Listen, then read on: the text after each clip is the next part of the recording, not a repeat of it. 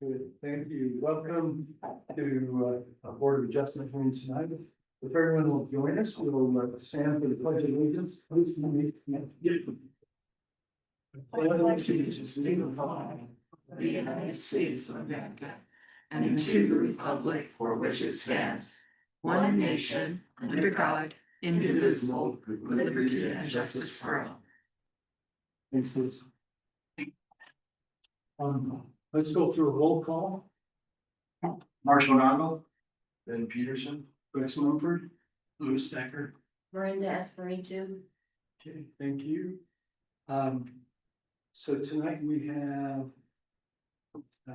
BOA 25-04, and Rick, welcome, and our attorney, for being here. BOA 25-04, consideration and action on a request for a 2.5 foot variance to the minimum 10-foot side setback on the east side of the proposed building site. This property is a lot in Summerset Farms, Subdivision Phase 2. The lot is located in the A1 zone, located at 3752 west, 2340 south. Ogden, Utah, 84404, and Tammy is presenting today. Thank you. Thank you, board members. This is not an unusual request from that you've seen requests for variances to setbacks. What is a little unusual is one in this area. So you've got a staff report before you. It's got a pretty comprehensive applicant narrative in there. A few things I just kind of want to point out. I just want to kind of go through the background if that's okay of this. So Summerset Farms is a lot average subdivision that recorded about 4 years ago. This particular phase did. The building permit was issued later on that year in 2021. And then earlier this year, in June, we received an application from the applicant for a building permit for an accessory structure. At that point, what was called out by staff was that it didn't quite meet our setbacks. And so what was going on simultaneously was a lot line adjustment to meet a fence line. So a fence was put up, wasn't quite within the property boundaries, and so there was a lot line adjustment done for that. And so it increased the subject property by about 1,336 square feet. So they gained a little more square footage. All of this is to kind of help you address the 5 criteria. So I'm giving you a little bit of background, and one of those is whether or not this is self-imposed. So I'll let the board decide whether they feel this is a self-imposed situation. But that's pretty much it. He is looking for a variance by 2.5 feet. The setback for a structure on this side is 10 feet. And so he's looking to approach about 2.5 feet in there. As you know, staff does not make recommendations to the Board of Adjustment. We simply present the facts in the application. Do you have any questions for me? The applicant is here, by the way. So is Craig Gordon the applicant? Yes. And you're Craig. Tammy, when you said 1,300 square foot approximately was added. Correct. Was the fence in the wrong property line? That it appears as if the fence was put in the wrong place, yes. So the fence hasn't been moved. And not that I'm aware, as far as I know, the lot line was adjusted to meet the fence line, to match the fence line. And so the appeal for the 30 inches is to the fence or to the property line? To the property line. Well, the fence now lines up with the property line, so. But the property line really, that's where we measure our setbacks. Is the setback in question related, is the same lot line as the It is. fence and the adjusted? Yes.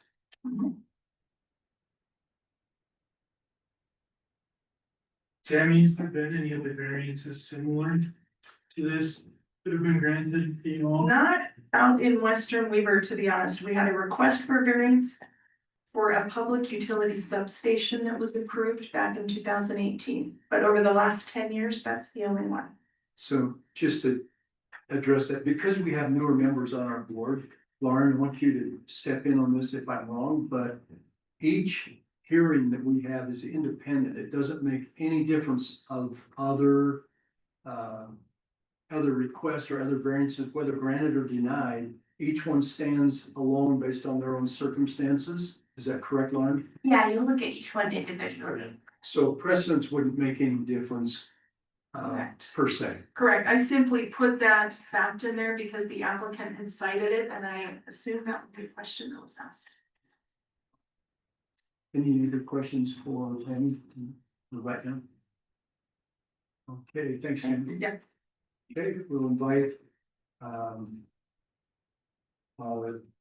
applicant, our applicant, to come up, Mr., I'm trying here, Mr. Gordon, if you'll state your full name and then your address, please.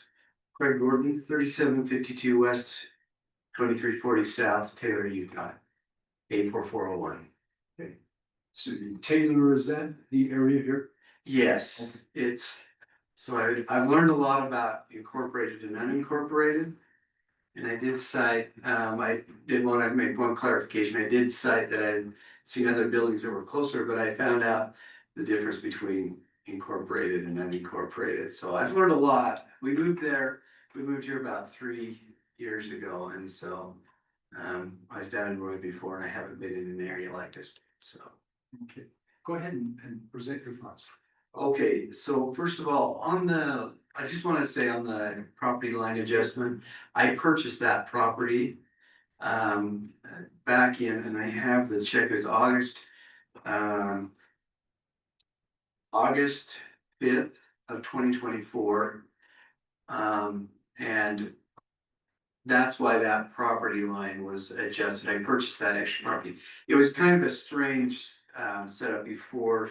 There's some pictures in here that will kind of help define that in your home. Yeah.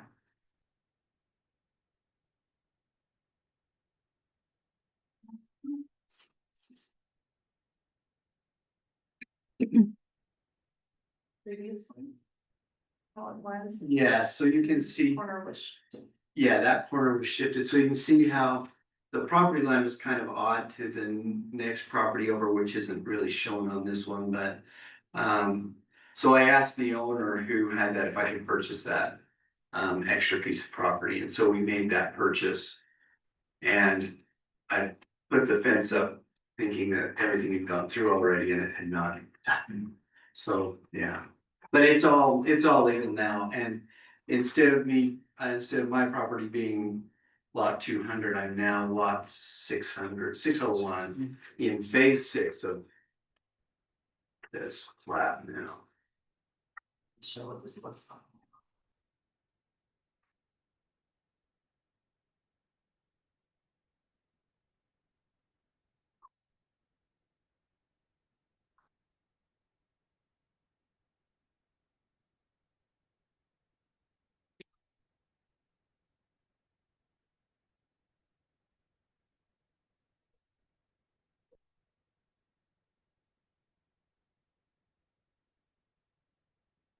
Can I continue? Yes, Or- absolutely. Okay, Thank you. I'm not sure how this works, and You got the floor.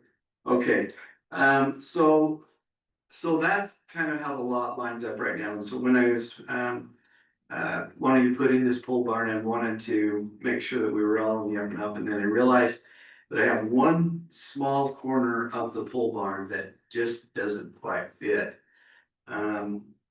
And I can't shift it over because I've got an RV pad that has some trailer hookups off the side of that RV pad, and I also want to keep that building a little bit away so that in the winter time, when it snows or whatever, the snow doesn't come right down on my trailer and, you know, damage my trailer in any way. So hence the reason why I've got that where it's at. It can't get any closer than to the west than where I got it situated. And if you look at, I don't know if you guys can see, diagram 2 actually has where that pole barn would be located versus where the property line is versus the setback. And so you can see that corner is 2.5 feet, and it runs about 10 feet down, so there's about 12.5 square feet that reside in that setback. The other thing that's noteworthy, I believe, is on lot 600, all of the utilities, so, well, not all of the utilities, but the electrical and the main utilities are at the north side of that plot, which is the top. And meaning that the home would either be built facing to the north or to facing the east, but it would be on the north side of the property. Okay, thank you. Thanks.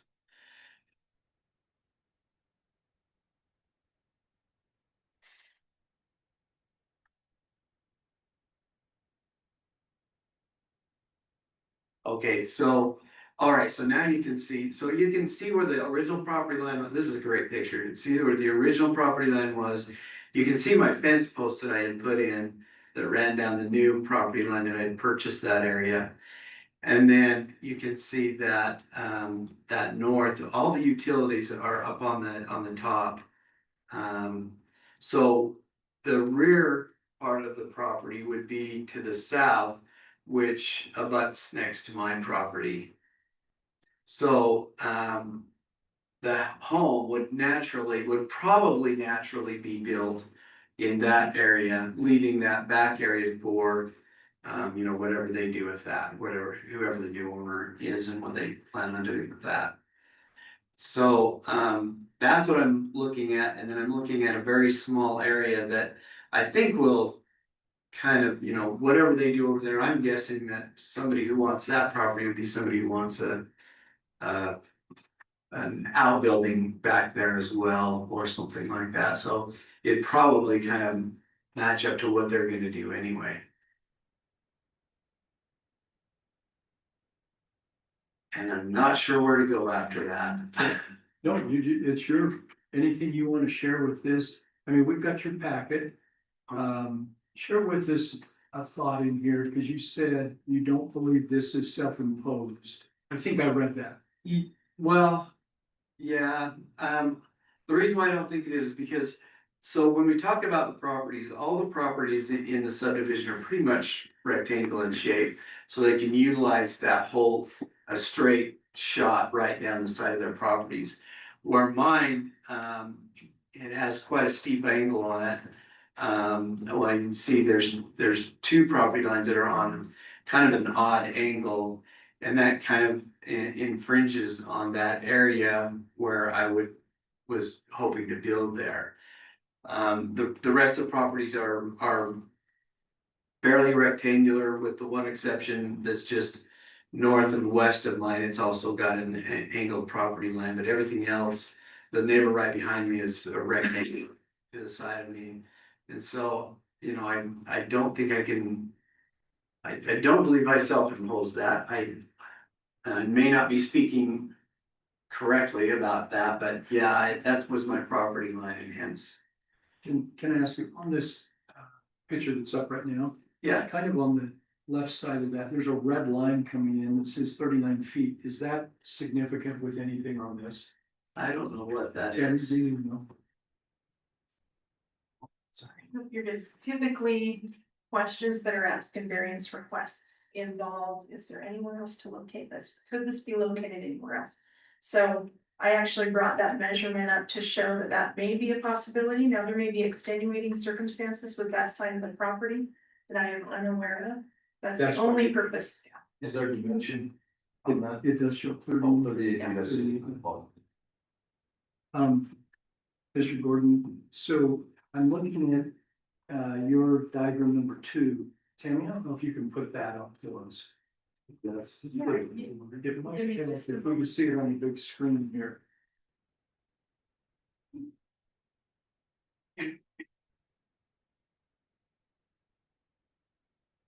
Hope I'm grabbing the right file. Mr. Gordon, while she's trying to bring that up, you mentioned you couldn't shift this building over more towards your home because you have something to do with an RV dump or RV Yeah, something there. I've got. I can't see it there in this picture. It is there is just a small protrusion. It's in the, I'm sorry, it's in the shadow of the trailer. But I have water and a dump station, that's Little box. right there. Is it that little white box towards the back, perhaps? It's right in about the middle, it's about where the skylight is on the Oh, trailer. really? Yeah, we can't see anything there. How do you see it? No, maybe. It's just, it's a shadow. Okay. It's a So- ghost. Um. So let me just ask you a couple of things regarding this building. I know you said you can't shift it, but if you turn the building slightly this way, not to impact your, I don't know if you've looked at this, not to impact your RV dump station. And you could shift that 30 inches, we wouldn't be here tonight, because there'd be no need for a variance, Correct. okay?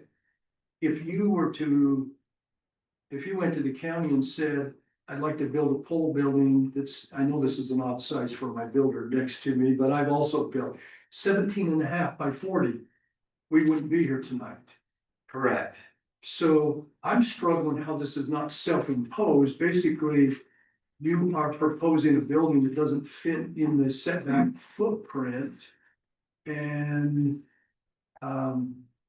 yet if you build the building a little bit smaller by 30 inches, or you could even build a 20 by 30 and then build a 16 by 10 on the back, and you would still meet those setbacks. So correct, you are correct with that, but so the reason why it's a 20 by 40 is because of what the things that are gonna be putting in there. I needed that space for that, hence the reason for that. The reason why I don't wanna turn it, and can I turn it? Yes, I could. The reason why I don't wanna turn it is because then it would be offset from the front of my house, which means it would be on kind of an odd angle with my house. And also my fence that goes there, and I think it would not be aesthetically, I don't think it would look very good. So that was the reason why I didn't wanna make that move, make that twist on that building. From a zoning standpoint, though, that would, aesthetics doesn't play into it from our perspective. So, so it could be done if you chose to tilt the building. I believe it may be able to. The only thing I was looking at when I said the aesthetics is because there's one of the questions in it that says it would go along with, matching what's there or what's going to be there, that it would, it wouldn't take away from the, I assumed it was the look or, the presentation of the home rather than, I thought that would be kind of, people would come, that's really odd that you would do that to a barn right next. It's kind of by your house, so. Sometimes you have to do what you have to do with the lot size you've got, if that's your design. Did you build the house, or was it already on the property when you bought it? I built the house, yeah, we had it built. So, as Tammy outlined, is hindsight, that the house could have been over another 2 30 feet. inches, and then hence we wouldn't be here tonight. We've been kicking ourselves on that one All right, many times. okay. Does anybody have a question for Mr. Gordon? Maybe just a comment, as a board, we are held to answer 5 questions in order to provide you with variance.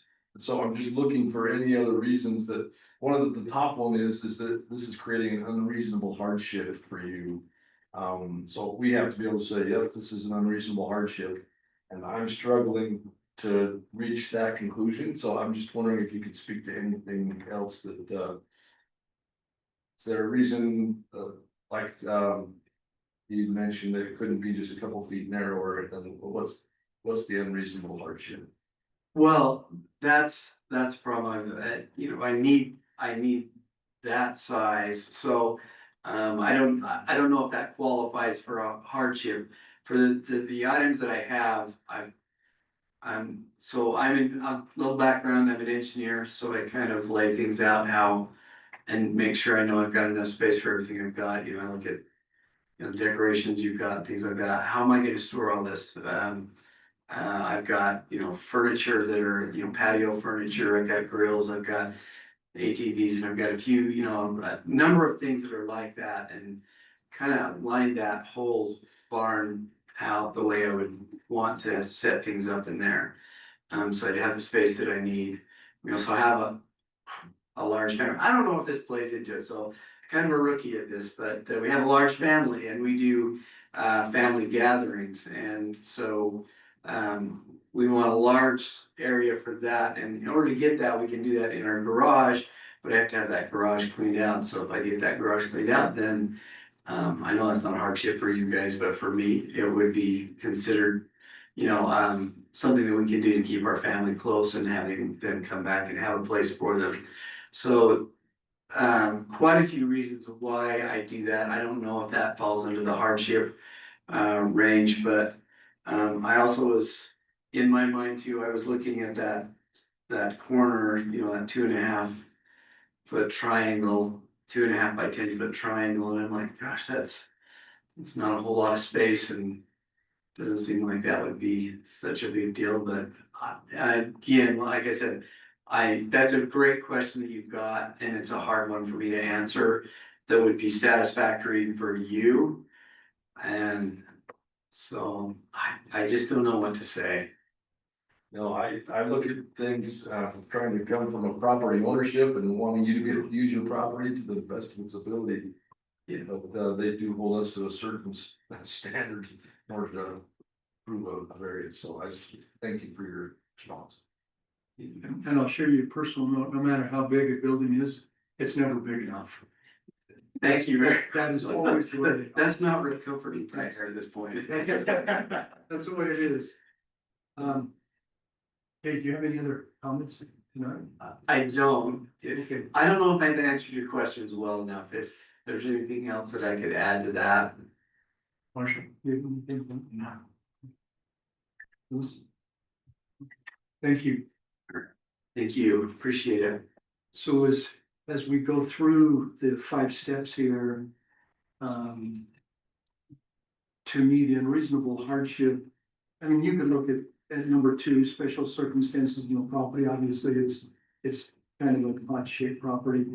We want to try to help everybody have enjoyment on their property, general plan interest, the spirit of the land use ordinance. One of the things I think we have to be cautious of too is a board.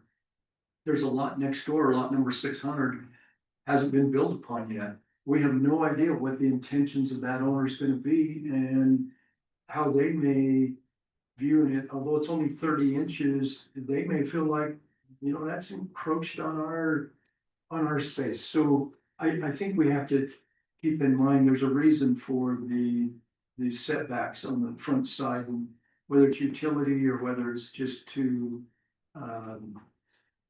Rick, if I'm not mistaken, when this was platted, those setbacks were established, is that correct? They were typically established with the zone when it was developed, and so when it was developed, those standards were in place. Okay.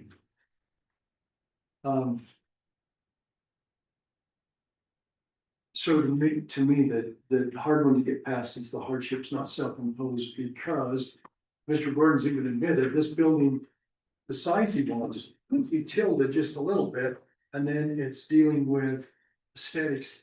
Tammy, as a planning commission, do we care about aesthetics? I mean, I know we do kind of, but is that an issue here? That is for the board. I don't know that I can make that call. If you feel that aesthetics play into under one of those 5. I know that the board has looked at variance requests, and when they're looking at aesthetics, I think they're looking at how does this relate to the surrounding development, right? Is what is being proposed, does it look like there would be any harmful effects on the adjacent property owners? Does it look like something that doesn't fit within that development? I think those are typically things that are looked at. Again, this is for the board to decide if you feel that fits under one of these 5 criteria. To me, I don't know that thing tilted sideways makes a difference. Having a pole barn next to my house might make me feel kind of weird in a subdivision, but that's just my personal thought. I think item number 1 under the hardship is not self-imposed. How does the board feel about that one? line. Maybe you said you don't go with the hardship, something those.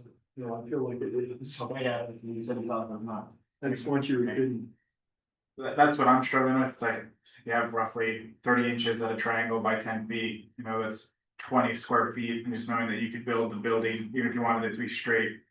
Parallel with your driveway, you could have a deeper building and easily capture that square footage, so that's what I'm struggling with here, is there's other places on the property. Where the size of the structure could exist in terms of square footage. So I feel like it's some of this, the hardship is self-imposed. and you're the builder. Have you ever built a building that went and then had a little crook out of it that way? Well, that's what I was trying to do, is look for solutions for wording in place, but there are options, setbacks that we deal with all the time are fairly, as far as we consider them sacred, we can't impose into those areas, as simple as that may seem, if you're only 2 feet into the setback. It's just not something we change unless they really use them, and we have to meet all these criteria. Yeah, I was thinking, man, that you could possibly just take a 2-foot corner out of that thing for 10 feet. And change you'd have 2 different sets of roofs, it may add a little extra cost to the building, but it could actually make it more attractive, and you'd only lose about 20 square feet in the building possibly. Be happy to meet with you after. But I'm having a hard time answering question number 1, that it wasn't self-imposed. Louis? I got them. I'm having a hard time, because Mr. Gordon admitted that mostly what was going in this building is storage from maybe a garage or some other areas. And I mean, as ridiculous as it might sound, you know, maybe if you don't want to compromise on the size. I mean, you could have, instead of a square building, you know, like Mr. Peterson was saying, just a jog out, or even 2 different size buildings that comply with the setbacks. So I'm having a hard time saying that it is not self-imposed. Okay. Any other comments? Your motion regarding this application to me?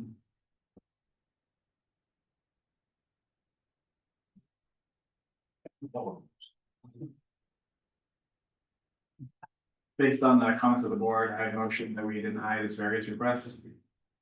Okay. Motion made the motion or second? Rex, Yes. we just need to state why in Oh, that yeah. motion. Oh, yeah. Based on, we cannot find an unreasonable hardship. Do you go through all 5 or just the? You can just do the first one, but be a little bit more detailed. Okay.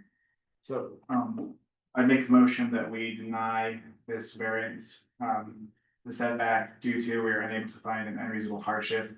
As the building could be relocated or twisted to fit on the parcel.